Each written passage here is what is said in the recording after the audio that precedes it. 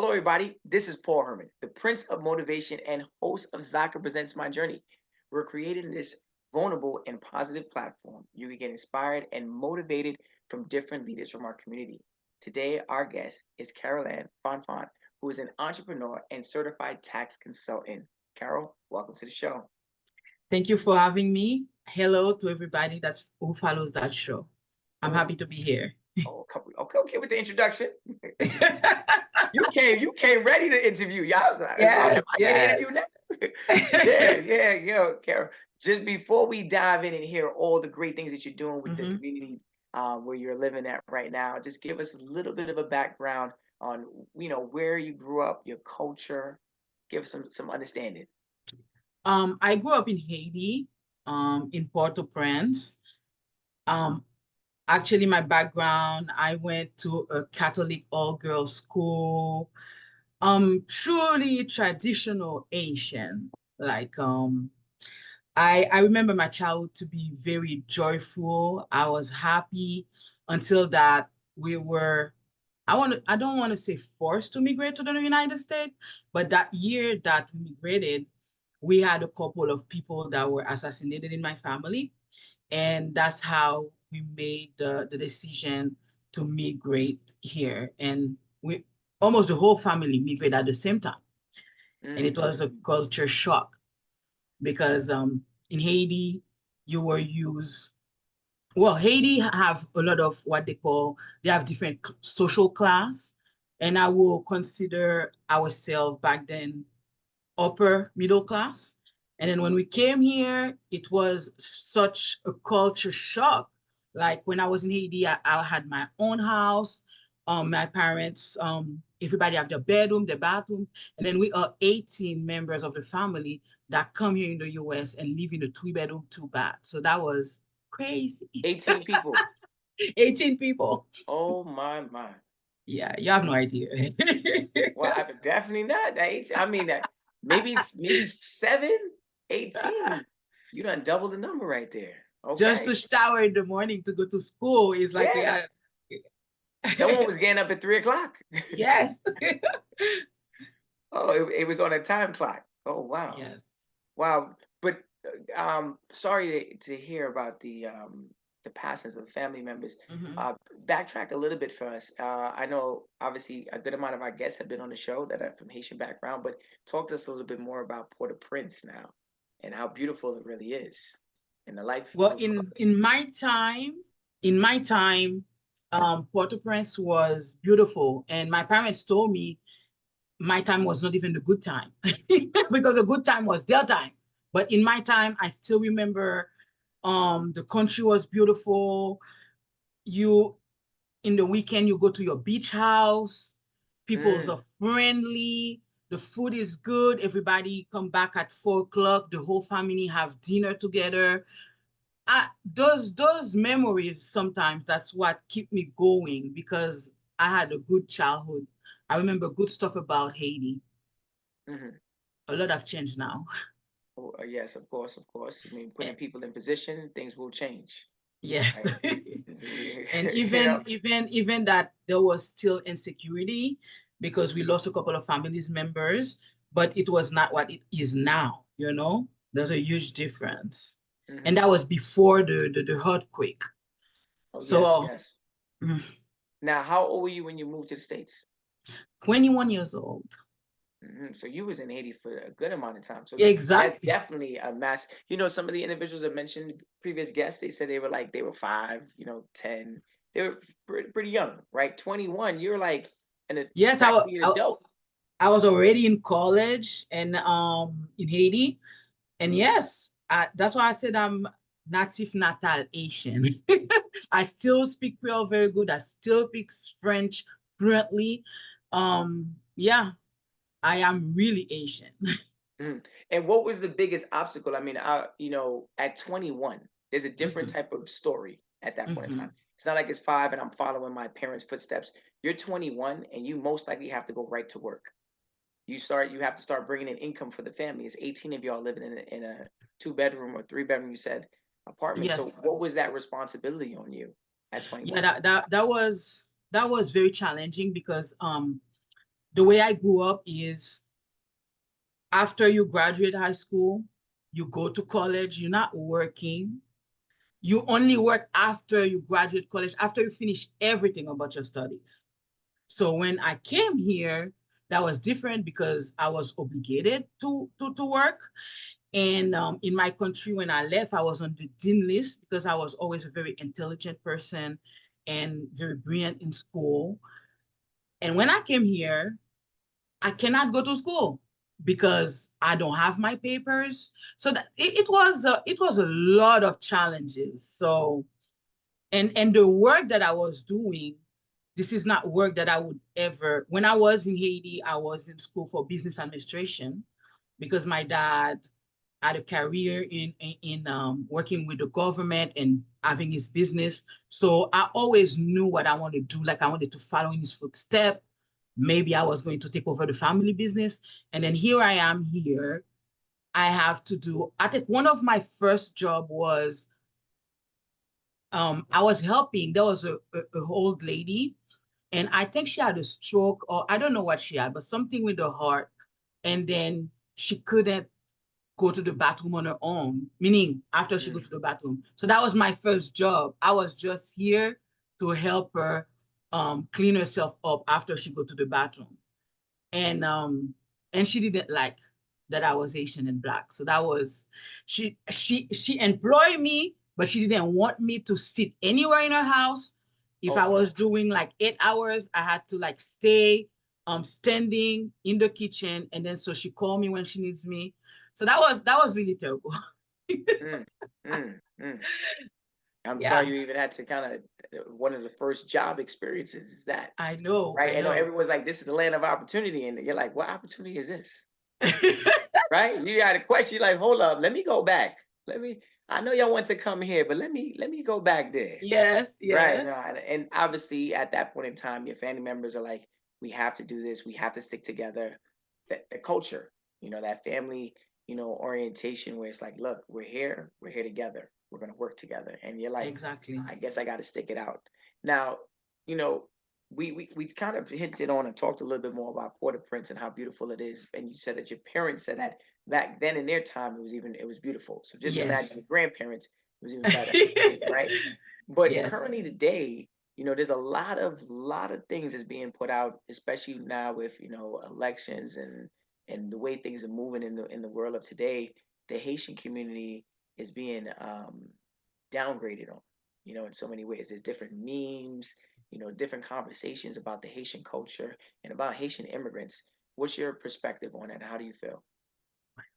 well, first of all, when that came out in the news, in the debate, whatever, I was really disappointed. That's the first thing. Why I was disappointed is because they always make me believe I came here and here's supposed to be better than my home.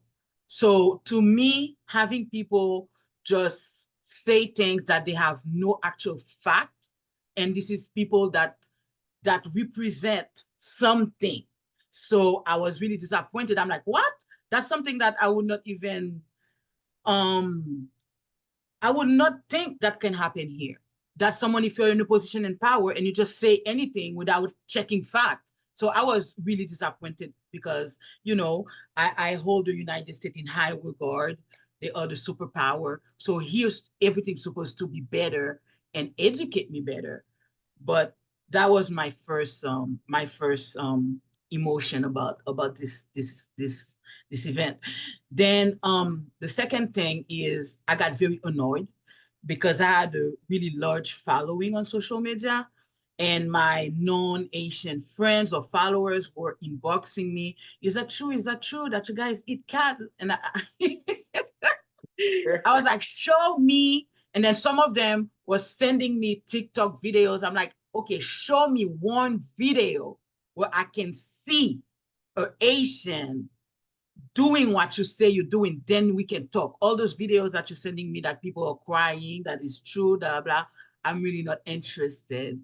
And but I kept my composure because the way they came at me, they always, some of them were very like persistent, borderline disrespectful. Mm, But I always try to like keep my composure and know that maybe they don't know better.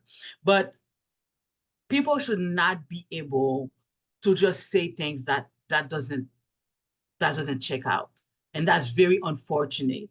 And that created a lot of tension in Springfield, where the Asian community, they really, I think, bring a positive add to Springfield because we are hard worker, okay? We are hard worker, and so I think they're bringing positivity. They didn't deserve that they denigrate them like that. Mhm. I'm sorry that that was even said and stated. And you are right. When leaders are in a position and a platform to express for the greater good, they should use it for the greater good and That's not right. to downgrade and segregate cultures, nations. Right? We're supposed to be with a land of dreams, a land of hope. It should be a collective of diversity in some way building together. But that is and just the fact that people are sending you these memes and borderline kind of bullying you, Yes. online, while you're Mhm. trying to provide a service. And like you said, your community, the Haitian community and culture is, hard workers. During the course of the day, you're not trying to entertain, you know, ignorant conversations to people sending you memes of, do Haitians really eat cats and things like that? That's which is sorry to say that's even a thing. And I know that the Haitian community has been um, looked at in several times in a very negative way, Yes. and it really affects, how in, obviously the Haitian culture is still the Haitian culture, Haitian to the bone is what they would say, right? But the community around who doesn't know too much about the Haitian culture, this is sometimes their first interaction with it. They're like, wait, Haitian? Oh, they do this? Oh, they do that? Oh, I saw them in the news. It's always the Haitians. And it just creates the segregation and it causes those issues. But the Haitian culture, one thing about you guys, you stay together, you ride together, you push Yes. together, right? So keep doing what you're doing and keeping that hope alive and keeping that positive light shining on the Haitian culture. You're doing a phenomenal job. Thank you. Now, when we talk about the immigrant culture, right, and we're talking about the Haitian culture, you know, obviously on the media, they're going to say that the Haitian culture is X, Y, and Z. You kind of highlighted just a little bit ago, a little percentage on it. You said that the Haitian culture is hardworking, right? So could you give us another two qualities that maybe even just the Haitian culture or just immigrants as a whole possess that could help them in, you know, success here in the Well, States? they are resilient. Okay, so That's a big word they for y'all. they Almost every guest says the same word when it comes to the yes, Haitian. yes, we are very resilient, and they adapt quickly, they learn quickly, and to me, Asian is a very special type of people. We are very family oriented. Um, well, the Haiti that I remember, Okay, it's okay, just so warm, you know. yeah, yeah. Yeah, so I think that's the two things that come in my mind: resilience and adaptability. They are Which are very very resilient. important in any type of industry that we're in right now. That's true. Yeah. So having those two things, some immigrants might have thought of it like, oh, I have resilience or I have to adapt. But now, in position of leadership, look how important it is when you're in that position, right? That's And how you right. can utilize it for the greater good and not for the greater bad, right? Now let's dive into it. I want to know a little bit more about your career and how you started. How did you become a leader within the tax consulting? Actually, it's a very funny story. I never planned to be a tax consultant. So back in 2000, I think 2008, where there was the big real estate crash. I Mhm. don't know if you remember that time. Yeah, yeah, yeah. So I used to be a realtor actually. And I always like to do things where I am independent because I always wanted to be an entrepreneur. So I don't have a mindset of 9 to 5. So the real estate market crashed, and a lot of realtors didn't know what to do. And they were like going to apply for 9 to 5 job. And every time that I was set up to go in an interview, I was literally sick because I didn't want to work 9 to 5 for somebody else. So there is a lady, my mentor, who actually taught me taxation. She saw that I had a good personality in the social media, and Facebook was getting, the social media boom was starting to happen. And I think in her head, she thought that I was maybe a good addition for her office. So she said, listen, I offer that class. And if you take the class that I give, you will have the opportunity to also work in my office. Are you interested? I was borderline depressed. So I said yes, but really my heart was not into it because in my head it's like, how long is going to be the crash for the real estate? What is my future now? So I went to take the class and I was so disconnected that I had to take the class twice because the first time after it was like, I think 5 days. And I told her, listen, I think I need to repeat because I was not really here in the class. And she was really patient. So I took the class a second time and she gave me the opportunity to work in her office. So I started as a data entry person. And until I start going up the ladder until I became the manager for 3 of her offices. And then finally I opened mine. So I never had taxation as something that I was navigating to. But I'm going to tell you is one part of my journey that make me become a six-figure earner. Mm-hmm. So I always tell people, you never know. You never know what's in your journey because, and That's she true. had to ask me more than once to come to the class. I didn't say yes the first time. I said no a couple of times, and she was persistent. I think she had a vision for me, Okay. and The vision is working. The vision is working. so and the fact that I went through that going into taxation journey that made me totally a complete different person. So I never let go of my real estate license.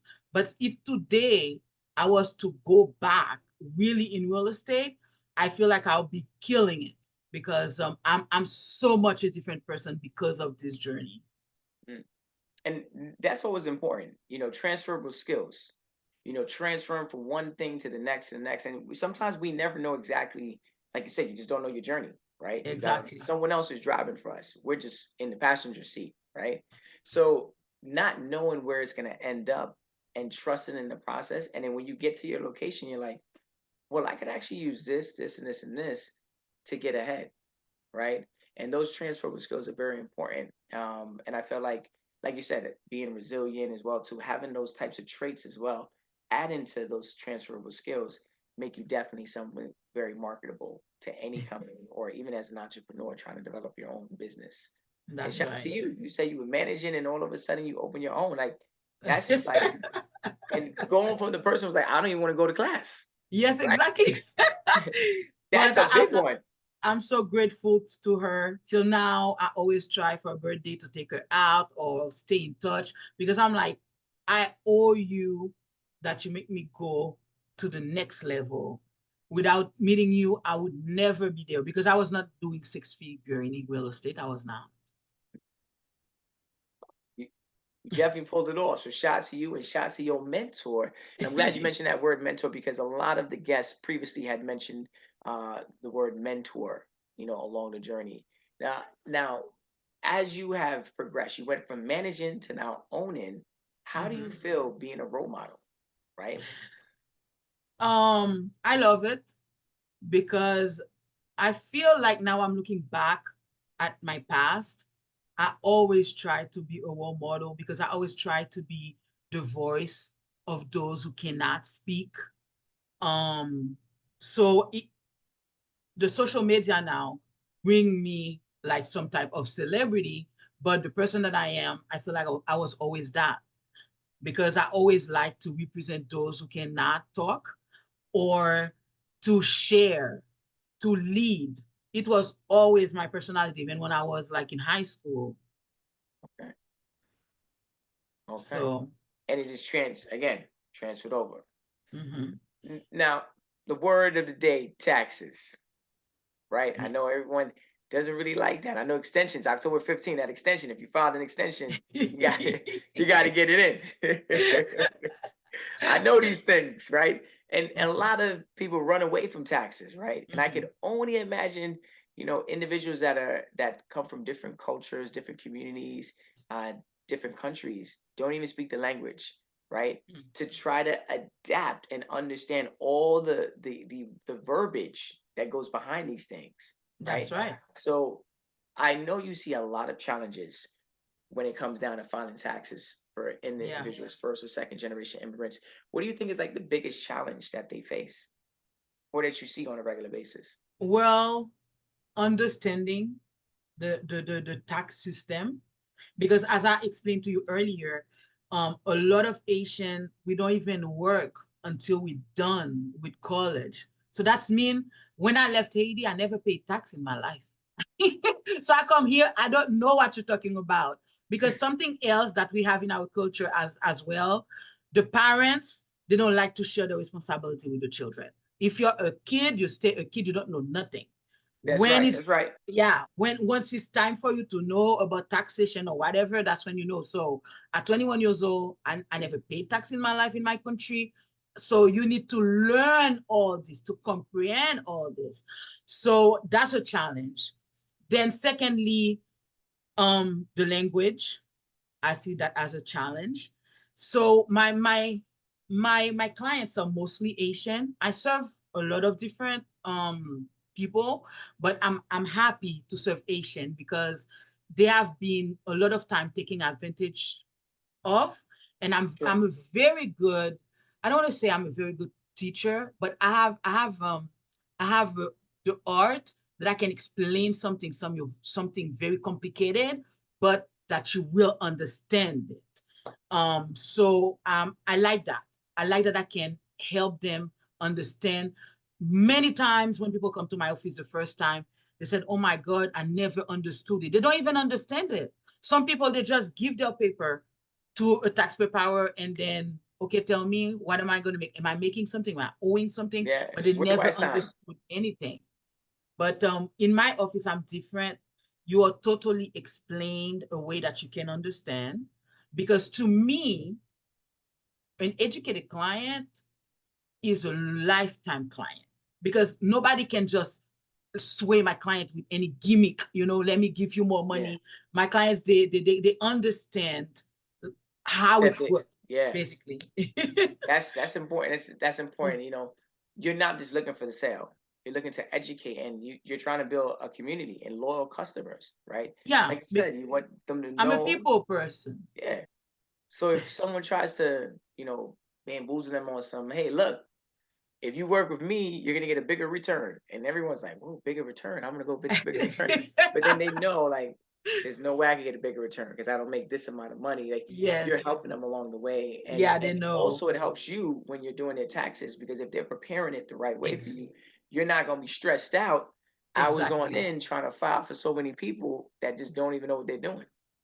Actually, even the name of the office has to do with that. So the office is TaxFit, and tax fit like fitness, because fitness, Mm, you don't show up at the gym in one day and then you accomplish something.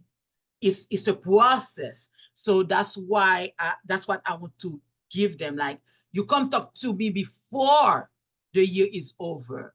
I love when they call me at the beginning of the year talking about next year. That's when we need to talk. So you can set up yourself the proper way along the year. come Not when on, you that's come to right. my office in February. What can I do for you? I cannot do miracles. Yeah, yeah, So, you can't go back in time.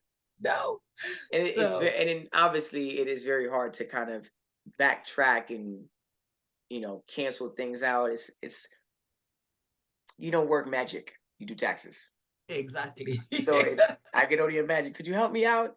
I can't really help you because this is not even done right. But the good thing about it is that you don't get them to leave.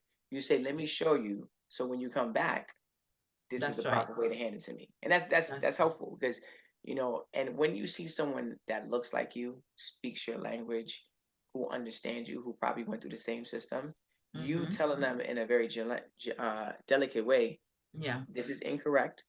I need you to go back and for a whole year, you need to do it this way.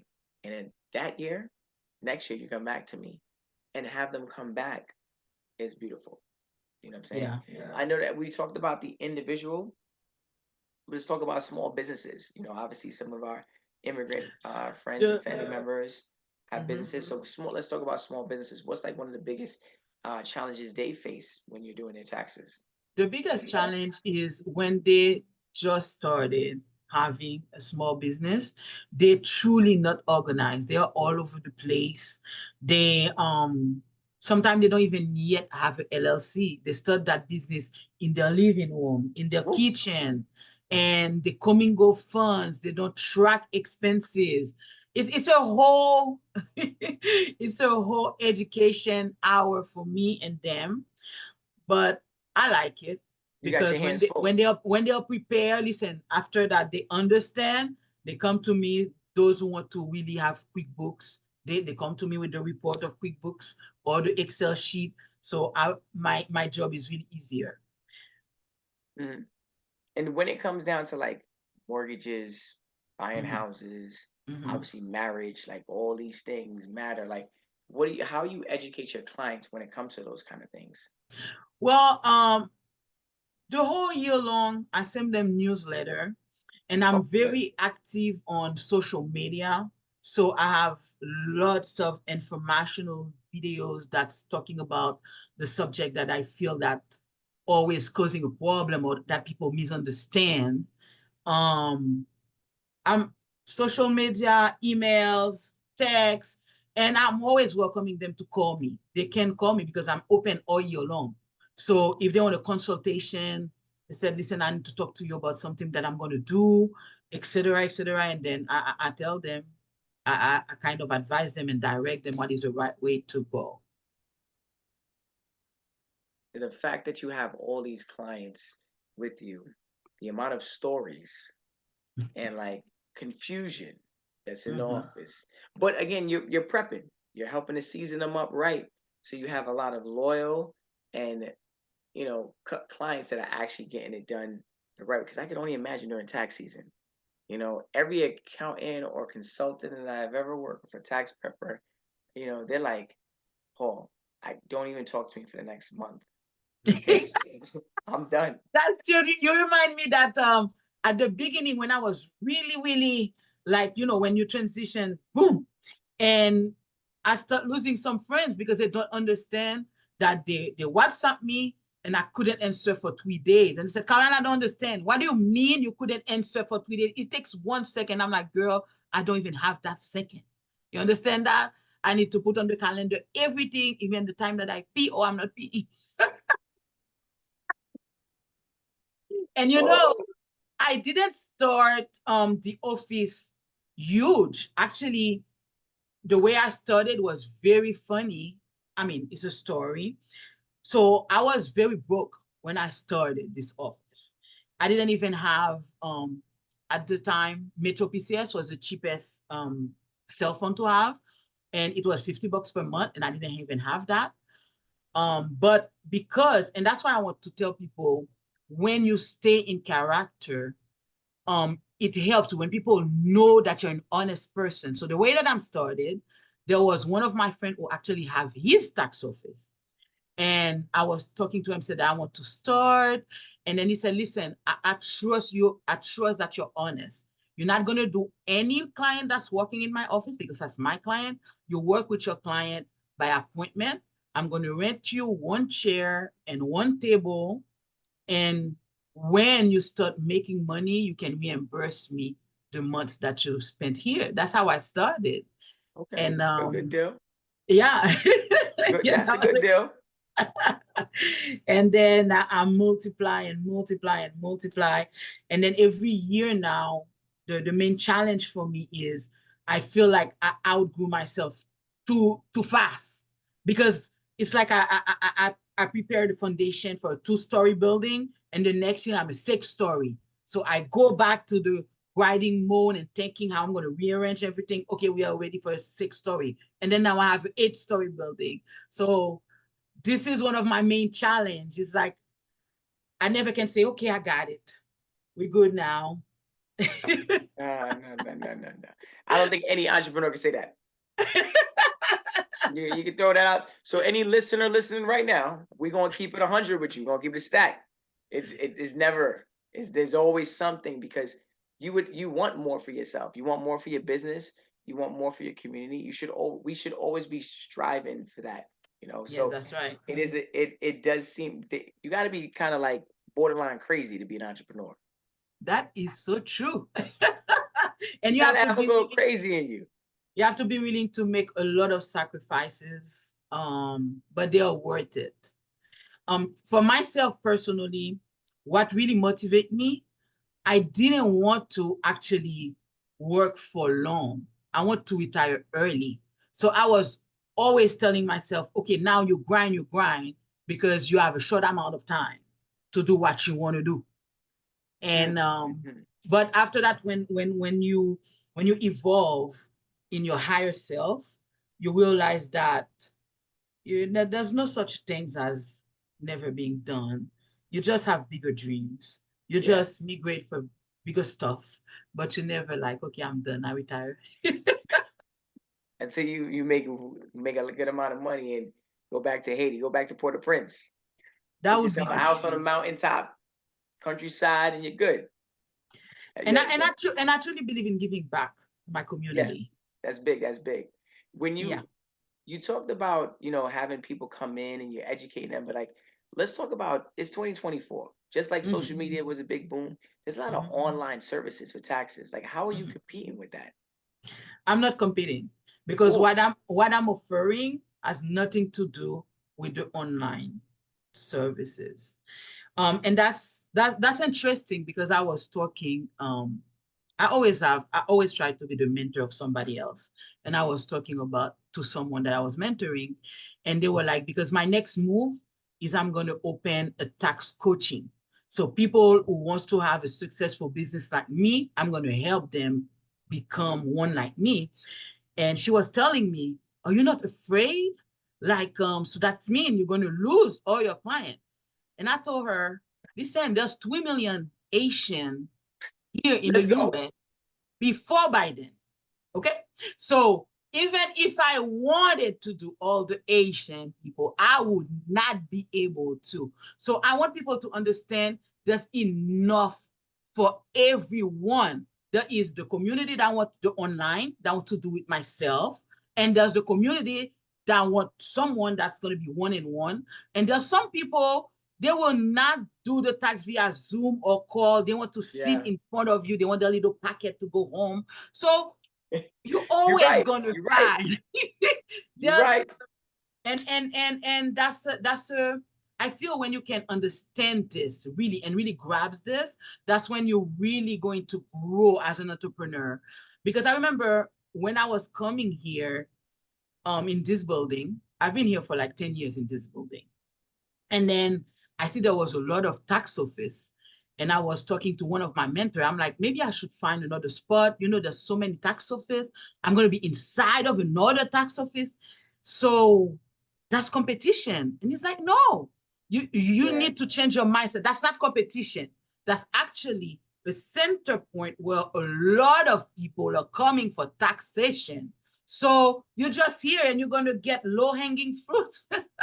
We even had like IRS had an office that was doing tax for free in my building, but I still had got my clientele and they're not going anywhere else. So Yeah. I don't see anything as competition. I see that everything has their lane, and there are going to be people that like this and there are going to be people that like that. And it's important to find your lane. That's If you're right. an entrepreneur, it's important to find your lane. And if you find your lane early in the game, then you could obviously map out a lot of other things. You could service a lot more people, right? That's right. Now, with you, I know you're very big on diversifying your skills. We talked about it a little bit earlier, Mhm. your skill set and passion.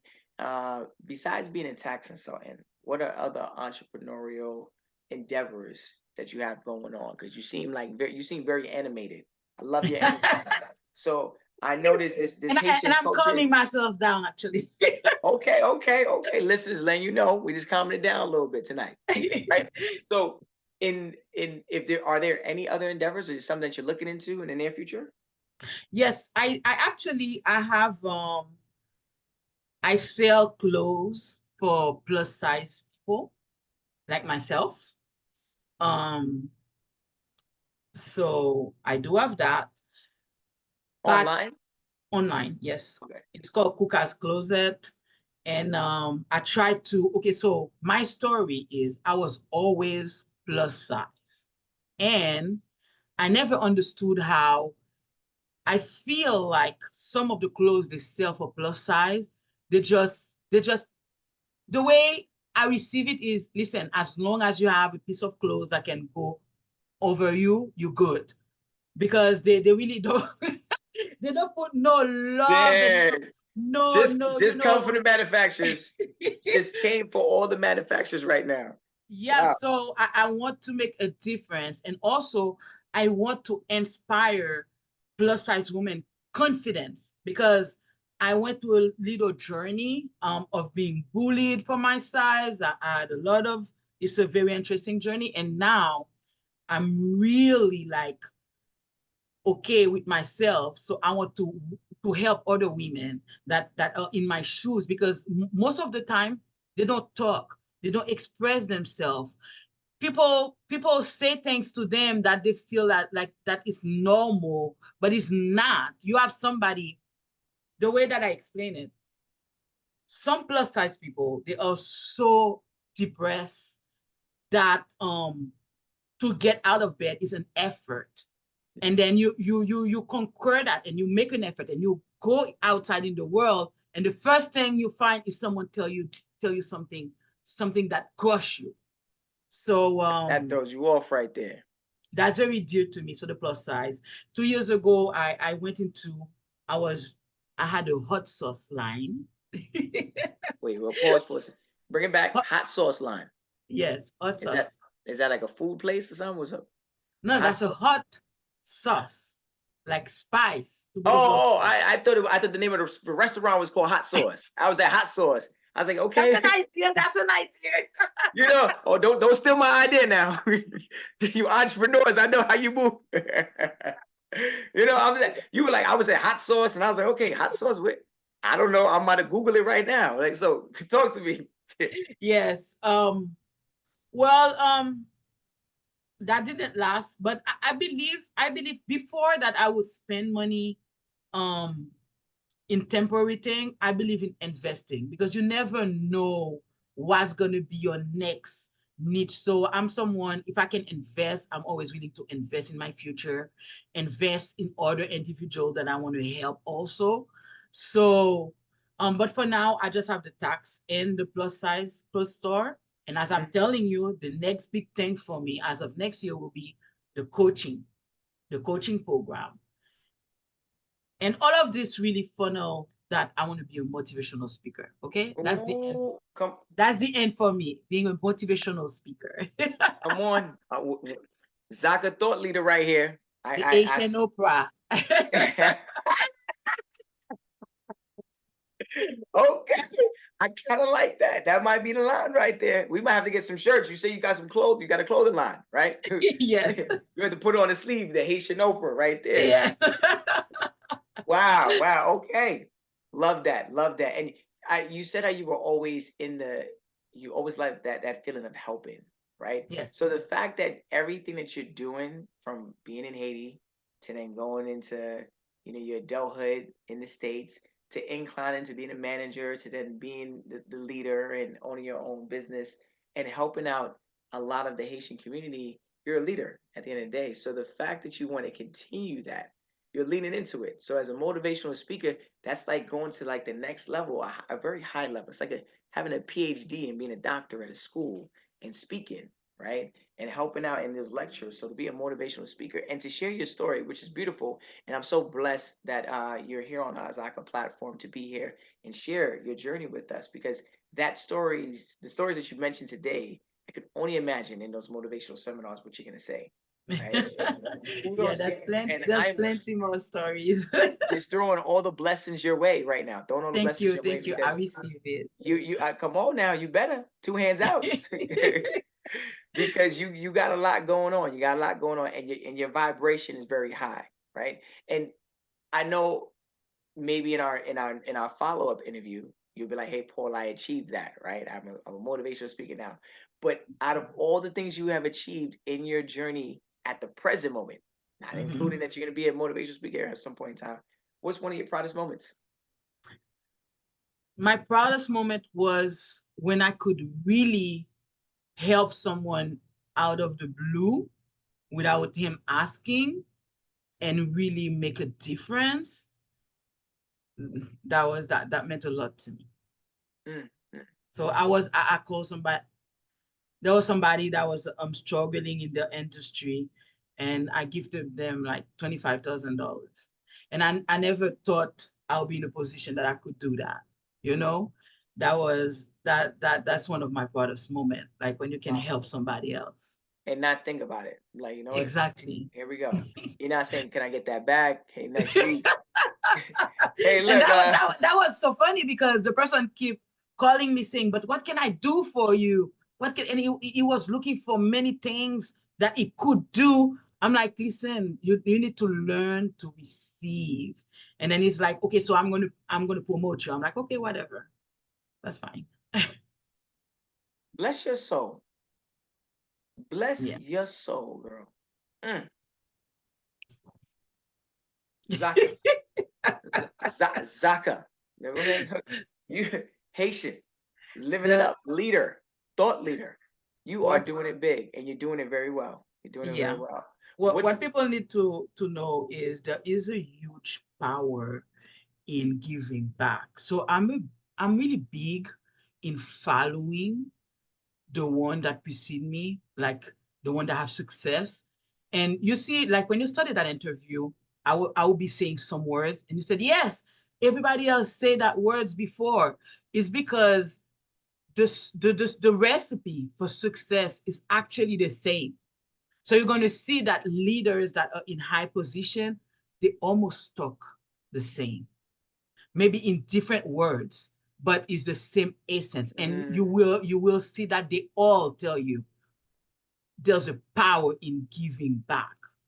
Trust me. I embrace this so much that I actually every year I'm looking, what am I gonna give away? I have to give away something.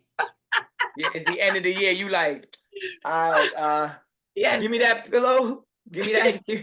This, we just gonna start donating right now. But it's Yes, you're true. It's true. It's true, right? You know, you got to pay it forward. You got to pay it that's forward. right. You can't get to I know, obviously, as first generation and second generation immigrants, we come here with the intention of like making it on our own, That's right? right. And helping our family make it. It's very hard to look to the left and the right at times when you're inclining up that ladder to then give to somebody else, right, in need. But there's always someone that has it worse than us, right? There's always That's someone, right. and you, not saying that the young gentleman that had it worse than you or the next person, but you saw that there was potential in him. You knew that there was a way for him to ignite that fire inside of him. And yes, it was a monetary donation that you gave over in his direction, but I know it also came with some positive words as well too. You know, so Oh it wasn't yes. like, hey, here's 25 and just keep moving. It was more like, let's sit down. You know, you already have that type of nurturing inside of you, that nurturing ability to be like, okay, here's the 25, but let me make sure or help you take this 25 and invest. And you're an investor, right? You know what I'm saying, you do it all the time, so you know how to flip. I Go invest ahead, in good job. people. So if you've had a lot of that was a very very proud moment of yours, but I know there was a lot of tough moments, right? Maybe Yes. when you wanted to quit, maybe when it was raining too much, not like how it is right now in Florida, but the rain was coming down on you, right? And you were like, look, this is not what I needed. And I know you talked a little bit about it, a scenario where people were kind of bullying you online. with the memes and the comments and stuff like that. But was there another moment in your life professionally where you felt that was very tough and you had to get out of it? I'm trying to see which one because there's many. Like it's every day that you overcome tough spot. One of them is not so as an entrepreneur, but in one of the jobs that I was doing, I was actually the secretary in a real estate office. And one day, the the the the wife of my boss. So in a real estate office, real estate, they work on commission, right? Yep. So me as a secretary, I'm the only salary person in there. And I was getting paid very little, like $200 a week. So my boss, who was Asian, and when he talked to me, he can see what is my background. So yes, I'm an immigrant here. That's why maybe I'm doing this job, but he knows who I was in my country. So every week he will just say if he doesn't have the time to be on Friday, he will actually sign a blank check. And listen, I know it was not the account that had the money, it was maybe some little account. And then he would say, Karoll-Ann, just fill it out for your little $200. So his wife never knew that. So one Friday that he had to go because he had some client from New York, and then he told me, as usual, Karoll-Ann, please finish your work. Here's a check. You can fill it out for your check later. And the wife was really not happy. So she said, I'm going to stay and I'll give Karoll-Ann the check. So after I finished my shift, when I went to get the check, she threw the check on the floor in front of everybody else. And she told me, let me translate because she speak Creole, but she said, you wanted to fill out checks, so here, fill it out. And I felt so small. I actually left the check on the floor and I wrote my resignation letter. There was no mean for this. That totally crushed me. You're And like, what's funny now? it's space, but yeah, yeah, This yeah. lady, when she meet me, if I go like to an Asian concert, she act like she forget this. She's like, "Oh, how are you, Karoll-Ann?" Because now when I go out, my community know me very Oh, you well. Many big. people knows me, You and she big. always and I don't say anything. I'm like, okay, hi, because I don't That's believe. good. That is good. That's yeah, I'm proud of you right there. That's very hard to have that moment of when someone humiliated you in front of your coworkers, right? Yes, And then you see them out and about. You're a lot older. You're a lot more mature, right? You obviously are very successful. You could easily retaliate at that point in time, but you're like, yeah. no, it's not. There's no need to. I retaliate with my success, and you are doing it. You are shining bright. That's why she's always coming your way, man. Oh my God, how are you? Because the sun is shining bright on your side. That's And right. let That's it right. keep going. Let it keep going. Let it keep going. I'm sorry that was even a situation for you, and you obviously, but you did the right thing. You left the check there, and you said, "Look, I'm gonna sign my resignation letter, and I'm out." Right? That's I don't right. have to deal with that. But I know in other situations, and a lot of our listeners have spoken up about it, and some of our guests as well. In situations like that, they couldn't leave. They felt that if they left, they were going to be letting down their family. If they left, they wouldn't find another job. But you have to trust the process and you have to trust yourself. You walked out of there not knowing what was the next step. You just knew you had to leave. You left, That's and look where right. you are right now, smiling And away. that's why I think any of the bad situation that happened to me in my journey, I'm not bitter, I'm not mad because they actually contributed to the next step. So a lot of things that happened to me that was terrible, I feel like I want to go back to those people and give them a hug. I said, thank you. No word. Yeah. I honestly, I'm with you too. I'm exactly with you. There's a lot of people that I know that in my journey along the way who have kind of like belittled me on my journey as I was inclining up that ladder. But now I think about them and I'm like, you know what? They need a hug. These people need love because they didn't have it back then, and who knows if they have it now. But we do, and that's That's why right. we're successful, and that's why we're paying it back and paying it forward. That's in so right. many different ways. And I want to leave you with one last question because you have dropped a lot of gems and a lot of knowledge, and I appreciate the energy and the vibration that we have had on this conversation. I Um, could I talk feel to like you all night. I know, right? I know, right? We might have to start cooking dinner together. Yeah. get, some, get some food on the grill or something and start really talking about stuff, right? But like, what is like the best advice you could give to an immigrant who's coming into the country that wants to get into tax consulting? Because I know that's the profession that you're in. Like, how do they get involved in it?